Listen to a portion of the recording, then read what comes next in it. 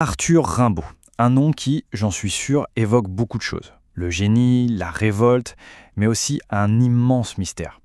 Parce que la vie de Rimbaud, il faut se l'imaginer comme une pièce de théâtre en 2 actes.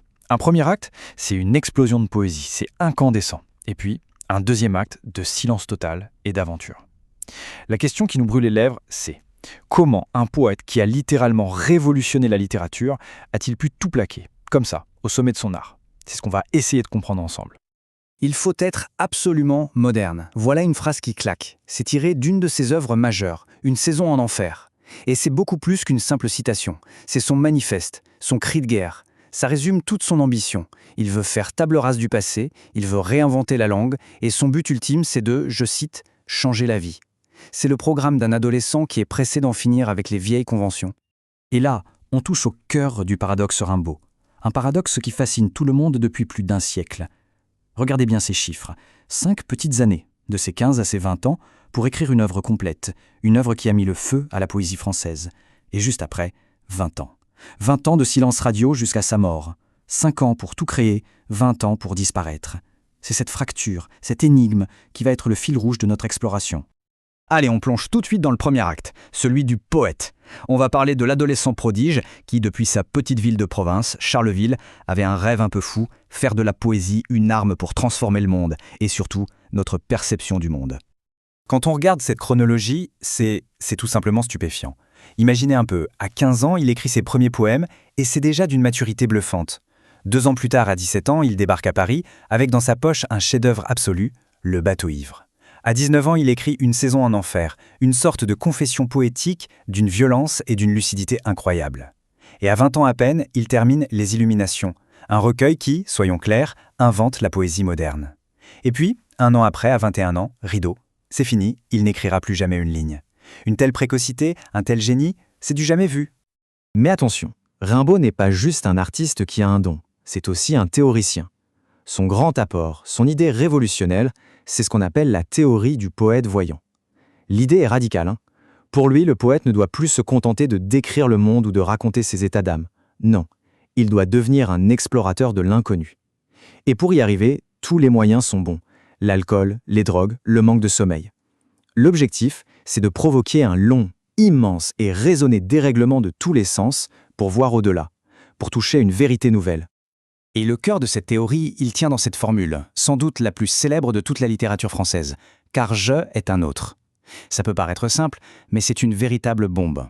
C'est une révolution totale en poésie. Ça veut dire que le moi du poète n'est plus au centre. Le poète n'est qu'un instrument, un canal. Il est traversé par des forces, par des voix qui parlent à travers lui. En gros, il assiste à la naissance de ses propres pensées, comme s'il était un simple spectateur. Alors, cette révolution théorique, elle se traduit bien sûr par une révolution dans la forme. Il balance à la poubelle la poésie trop personnelle, trop sentimentale des romantiques, il fait exploser le cadre super rigide de l'alexandrin et il ouvre la voie au vers libre. Ces images sont des flashs, ces associations d'idées sont totalement inattendues, elles bousculent notre logique, et puis il n'a pas peur d'utiliser un langage cru, populaire, voire grossier. Il mélange le sublime et le trivial, bref, il fait entrer la vie dans toute sa brutalité dans la poésie. Il faut savoir que cette période de création hyper intense est totalement inséparable de sa rencontre avec un autre poète, Paul Verlaine. Leur relation, c'est une des plus célèbres, mais aussi une des plus destructrices de l'histoire de la littérature. C'est une liaison passionnelle, noyée dans l'alcool, très violente. Elle va les mener de Paris à Londres, mais elle va aussi être un catalyseur créatif absolument incroyable pour tous les deux. Et cette histoire va se terminer de façon tragique dans ce qu'on appelle le drame de Bruxelles. Pour faire court, après une énième dispute violente à Londres, Verlaine plaque Rimbaud. Rimbaud le rejoint à Bruxelles pour s'expliquer, mais Verlaine, complètement ivre et désespéré, lui tire dessus avec un revolver et le blesse au poignet. L'épisode est connu, mais ce qui est crucial, c'est que ça met un point final brutal à leur relation et ça coïncide presque jour pour jour avec la fin de la carrière poétique de Rimbaud. C'est juste après ça qu'il écrira Une saison en enfer, comme pour régler ses comptes avec toute cette période. Et tout ça nous amène donc à la question centrale, la question à 1 million. Après avoir atteint des sommets pareils, après avoir réinventé la poésie à même pas 20 ans, pourquoi? Pourquoi ce silence? Pourquoi tout abandonner pour une vie qui n'a plus rien à voir? C'est là que le deuxième acte commence. On tourne la page. On passe maintenant à l'autre Rimbaud, celui que Verlaine avait surnommé de façon assez géniale « l'homme aux semelles de vent ».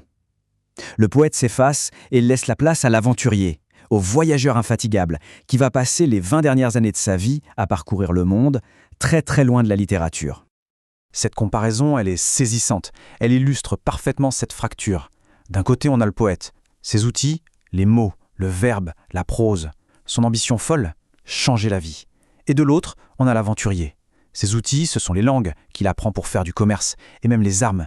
Il troque les capitales européennes comme Paris et Londres contre les déserts d'Afrique et d'Arabie.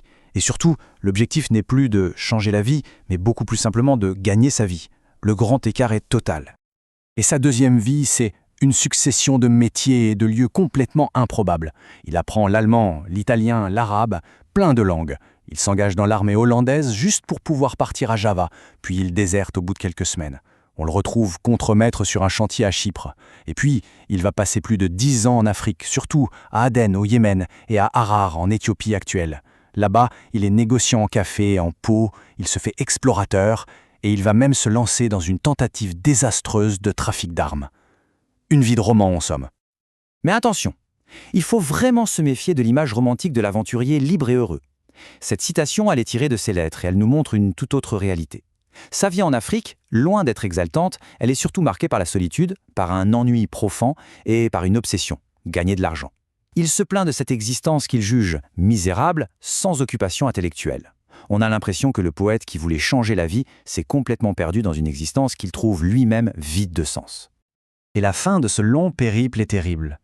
En 1891, il commence à souffrir d'une tumeur au genou droit.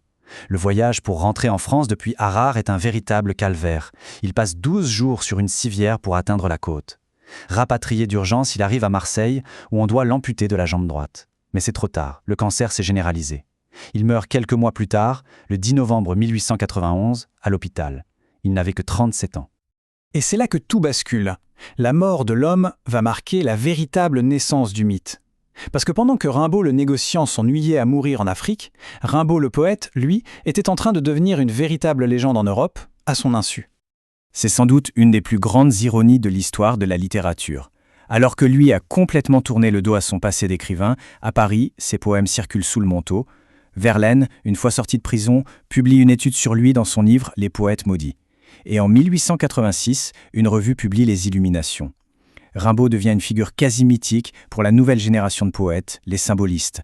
Il le voit comme un maître absolu, sans même savoir s'il est encore vivant ou s'il est mort. Après sa mort, son influence devient immense.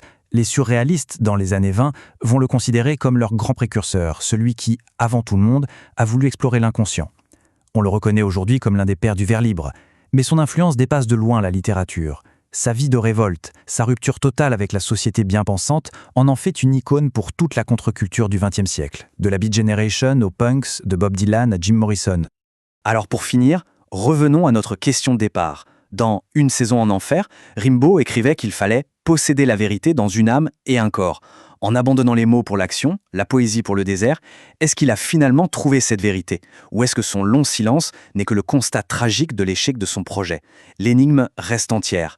Et c'est sans doute pour ça que plus d'un siècle après sa mort, Arthur Rimbaud continue de nous fasciner et de nous interroger. Merci de m'avoir écouté.